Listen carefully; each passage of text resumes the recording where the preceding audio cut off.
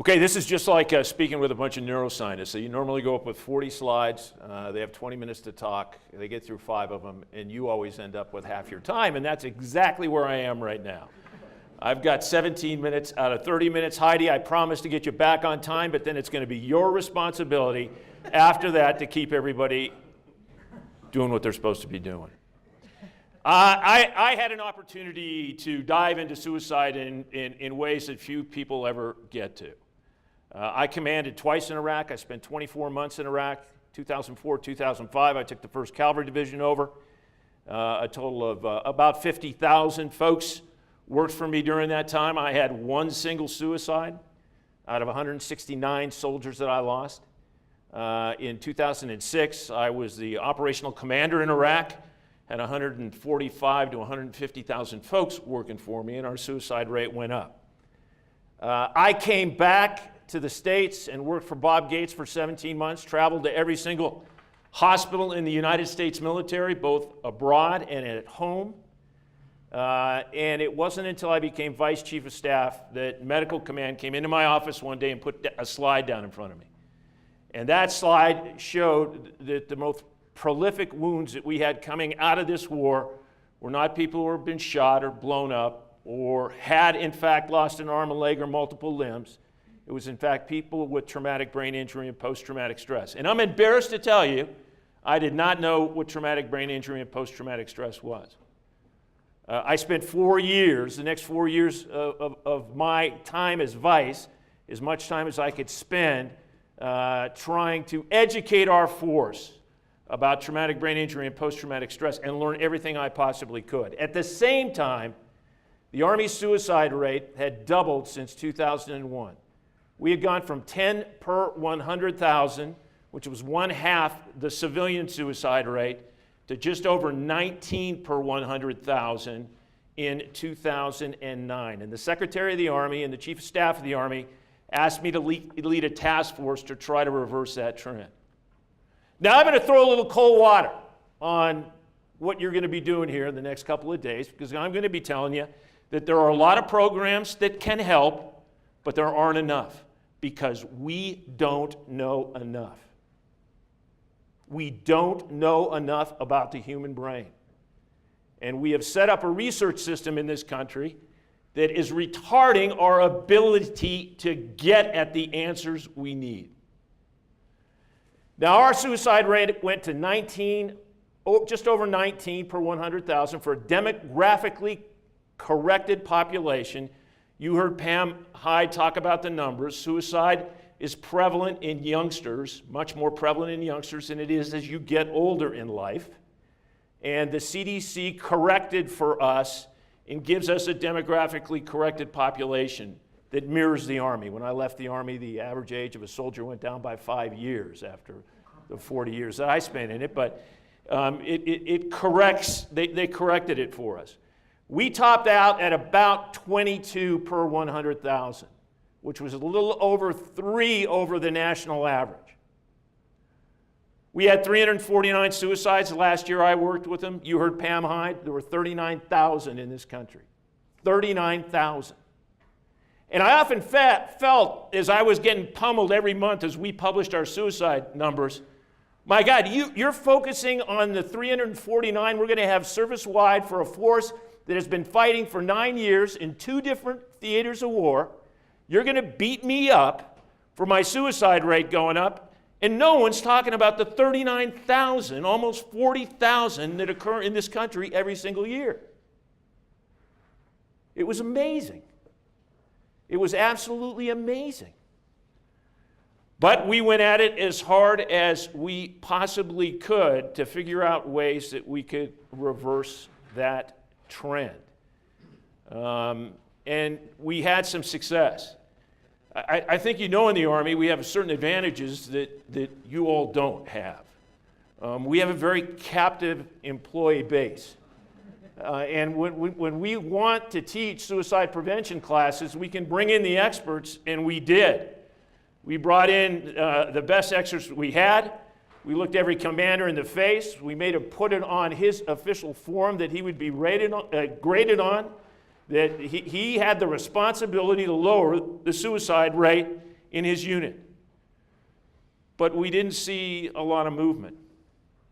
I had the ability to do a full-up 15-6, that's an investigation on every single suicide that happened in the United States Army. And from 2009 until I left in 2012, every single suicide was briefed to me, the Chief of Staff of the Army, the Vice Chief of Staff of the Army. It was a 4-hour meeting, 3.5 to 4-hour meeting I held once a month, and I made commanders all over the world. I didn't care if you were in Iraq, Afghanistan, wherever you were, what time zone you were in, made no difference to me whatsoever. You were going to get on and you were going to lay out the facts of the suicide that occurred. And this is what we found out. I don't know how many of you know we have medical examiners, and every time we have a death in any one of the services, the same group of medical examiners go out and make a death determination. I would argue our numbers are pretty good because in every single death in the services, you've got a single group of individuals applying the same standards that are going out and making a death determination. So the 349 or the 160 to 180 I was seeing in the United States Army, those are pretty good numbers. You're handicapped to that in some ways. You've got different standards being applied in different places because you have no standardization. I would argue probably not even in Colorado. Maybe you do. But we surely don't have that around the United States. And because of the stigma associated with suicide, there's plenty of folks, kind of like my mom. I'll never forget my mom. One day I looked at her and I said, Mom, I hear Uncle Leo killed himself. And she looked at me and said, we don't talk about that. We don't talk about that. And you, all of you, I'm sure, have heard stories about Uncle Jim who goes in the garage and closes the garage door and leaves the car running and ends up dying. And somebody says, well, can it just be that Uncle Jim left the car running because he had a heart attack and couldn't turn off the car? You know, do we really want Uncle Jim to be known as that individual in our family who committed suicide? Well, I had the ability to get past all that. Same medical examiners went out, same medical examiners made a determination of death. I had commanders who I forced to do a 15-6 investigation.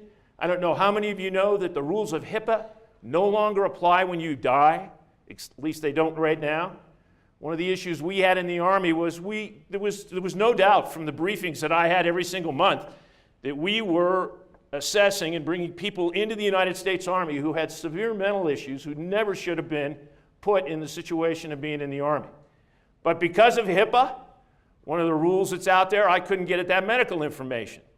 And every kid knew that when he showed up, if he wanted to join the Army, Air Force, Navy, Marine Corps, whatever branch of the service it was, he knew that when the recruiter asked him if he took any of the following medications, he would say what? No, I take none of that.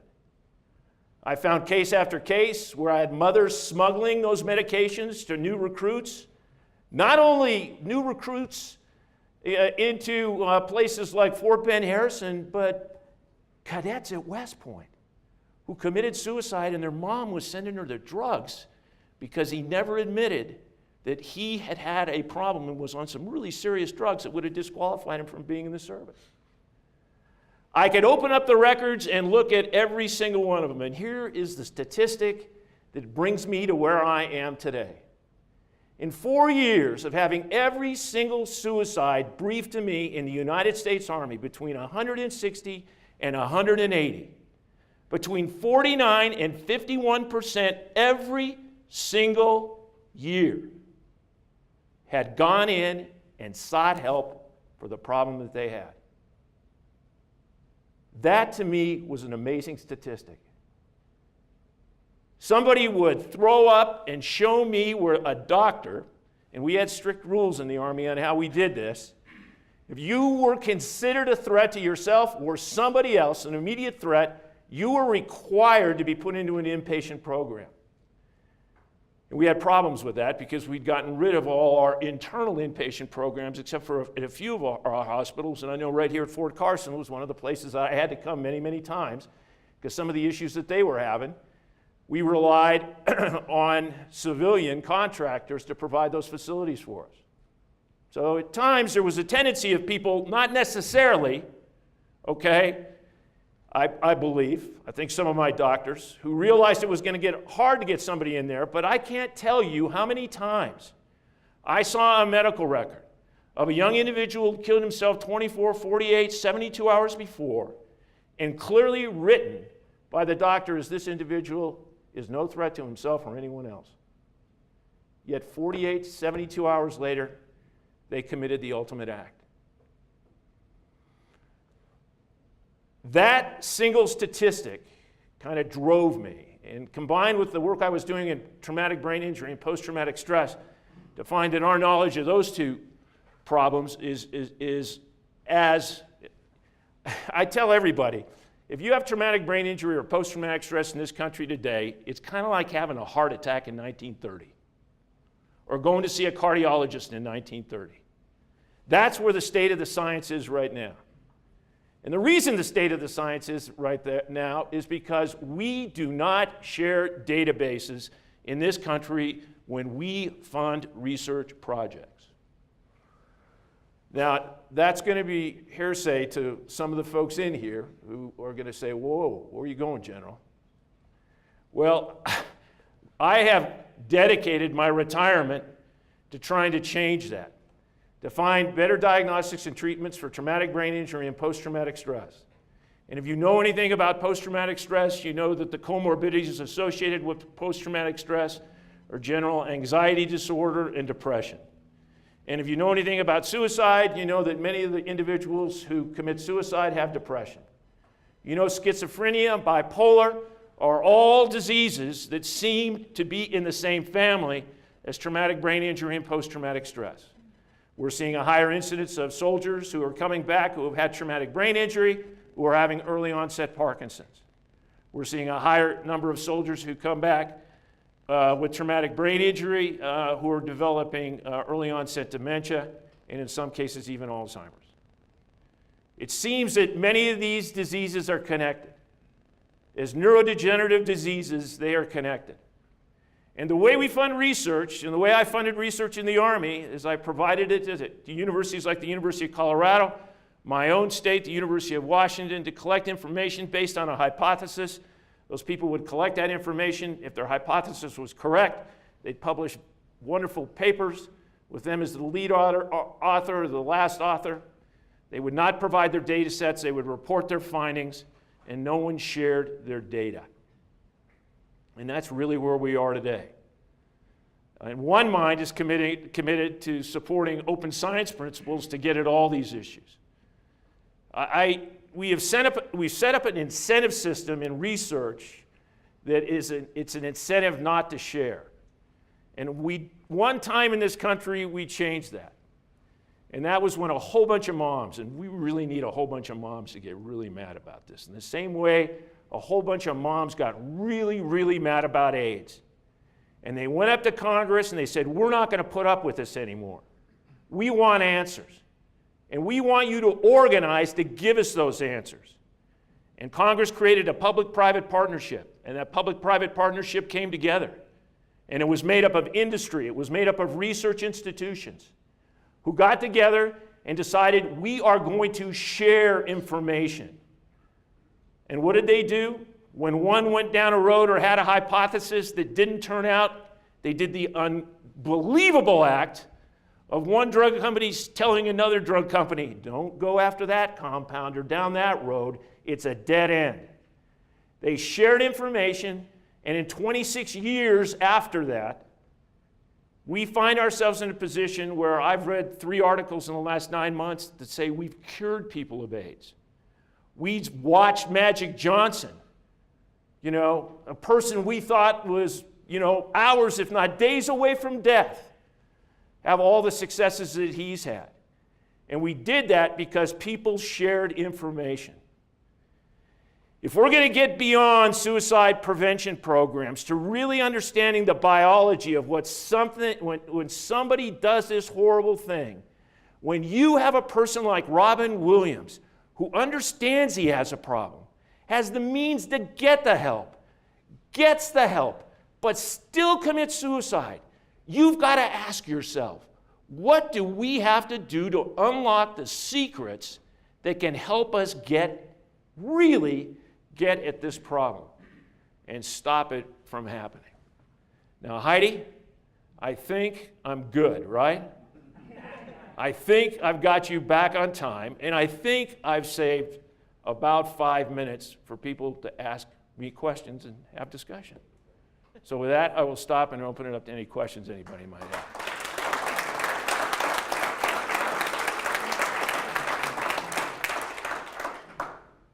Any questions? Sir? Could you talk a little bit more in detail about One Mind, that initiative in particular, what you do with that? Yeah, you know, when I first got at this, I was really naive. I thought if I used my good name and the fact that I had worked this and kind of made traumatic brain injury and post-traumatic stress household names, at least in the military. That's what I spent my 4 years doing. After that 4th day on the job, I couldn't get out of the job. They kept me there for 4 years, and I worked very, very hard. We put a protocol in place before the NFL did, downrange on traumatic brain injury and post-traumatic stress. We got some of the world's experts together and said, this is crazy. We're seeing these kids go out, get blown up on Tuesday, they get blown up on Thursday, they wake up at a hospital in longitudinal, don't remember what happened to them, and we end up medically discharging them from the service. So I thought that I really wanted to advance and help these kids that I'd fought with and I'd served for 40 years. So when I got out, I thought if I got a lot of money, turned it over to the researchers, everything would be okay. And then I really looked into the way we do research in this country. Now, I'm a liberal arts major, okay? But I grew up in a service, and I think many of you grew up in a place where you share information. But there's a tremendous disincentive in medical research today not to share information. The data you collect with the taxpayers' money becomes your data, and it's used to support your lab, write further grants, and get more money. That's the way it works. I may be overstating it for effect, but that's basically the way it works. So what One Mind has done is said, we're not going to do that anymore. We developed a number of open science principles. We are following on the lead of the genomists. You know, the genomics community has really begun to do this, and the reason they've begun to do this is because they have so much data that no one institution, no Harvard, no Yale, no Stanford, nobody can look at all this data, and they've said, listen, we have got to open up our databases to everyone.